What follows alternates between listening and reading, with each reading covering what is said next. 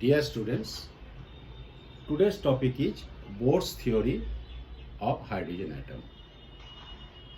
According to Bohr, electron revolves around proton in circular orbits with the proton at its center.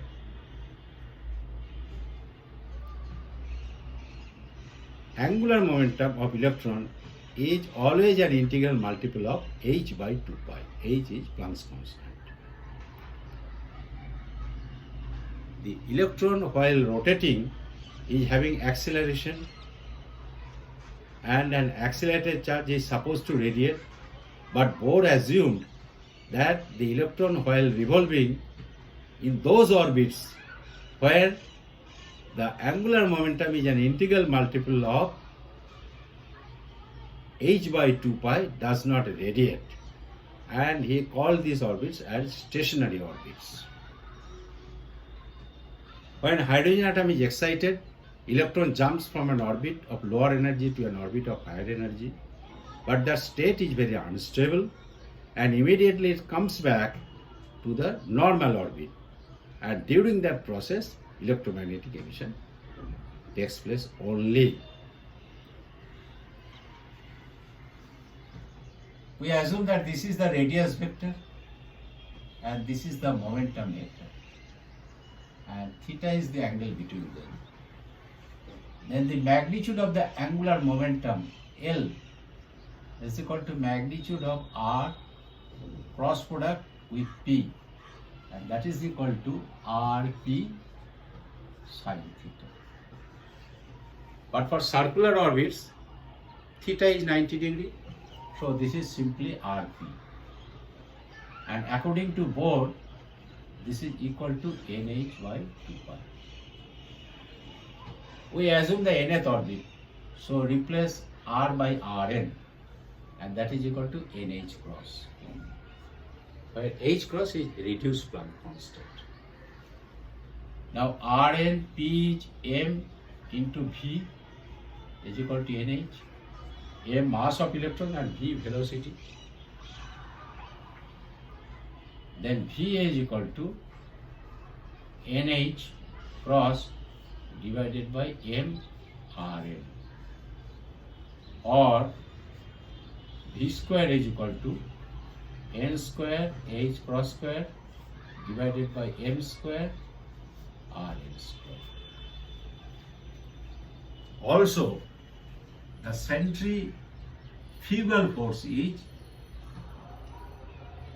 m V square by Rn, and that is balanced by the electrostatic centripetal force, and its value is E square by 4 pi epsilon 0 Rn square.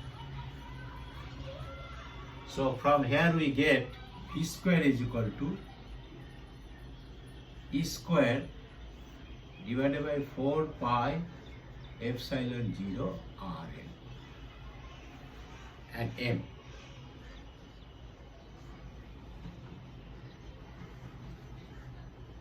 Now here also V square is this, so these two must be equal, that is E square by 4 pi epsilon 0 m Rn is equal to n square H cross square divided by m square Rn square.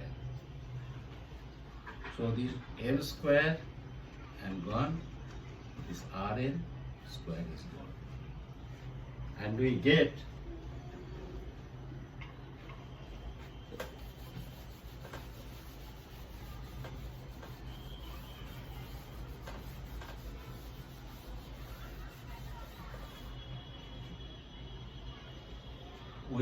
Rn is equal to n square H cross square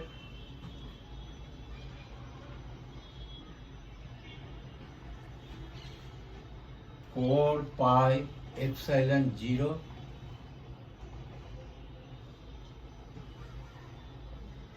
divided by n E square. So this is the radius of the nth orbit.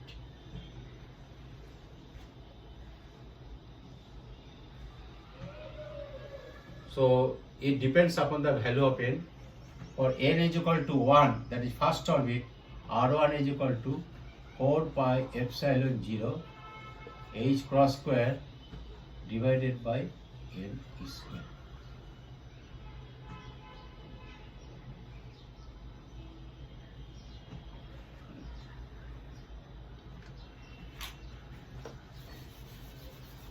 Now we'll calculate the total energy. Total energy has two components. One is kinetic energy and other is potential energy. So total energy, say En in the nth orbit is equal to kinetic energy, that is half m v square, minus potential energy E square divided by 4 pi epsilon 0 r. And if we put the value of V here, you will get E square divided by 8 pi epsilon 0 Rn, and this is E square by 4 pi epsilon 0 Rn, and total is equal to minus E square divided by 8 pi epsilon 0 Rn. Their total energy is negative. It has to be, because the electron is bound. And if we put the value of Rn here, we get minus E square divided by 8 pi epsilon 0, and this is to be reversed. That is m E square divided by 4 pi epsilon 0 h cross square n square, and ultimately we get m e to the power 4 divided by 32 pi square epsilon 0 square h cross square whole multiplied by 1 by n square. And this value actually minus 13.6 into 1 by n square electron volt. That is, the energy of the first orbit is 13.6 electron volt, and it will increase, that is, the negative value will decrease as we go to higher orbits. For n is equal to 2, this will be divided by 4 and so on. Thank you.